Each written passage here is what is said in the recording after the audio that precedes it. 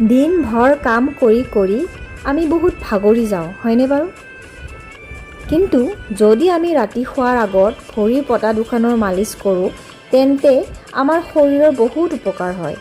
নিয়মিত ৰূপত ভৰিৰ পতাখন মালিচ কৰিলে ব্লাড প্ৰেছাৰ নিয়ন্ত্ৰণ হৈ থাকে আৰু ৰাতি টোপনিও বহুত ভাল হয়।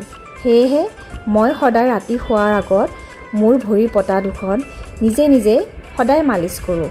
মালিচ কৰিবৰ কাৰণে একদম সহজ। আপুনি আপোনাৰ ওচৰত যি তেল থাকে, মিঠাতেল ল'লেও হ'ব, নাৰিকলৰ তেল ল'লেও হ'ব। নাৰিকলৰ তেল অকণমান লৈ, মই নাৰিকলৰ তেল লৈছোঁ। নাৰিকলৰ তেল অকণমান লৈ ভৰিৰ পতা দুখন এনেকৈ মালিচ কৰিব। 3-4 মিনিটমান এনেকৈ মালিচ কৰিব আৰু তাৰপিছত শুই যাব। দেখিব আপোনাৰ খুব ভাল টোপনি হ'ব।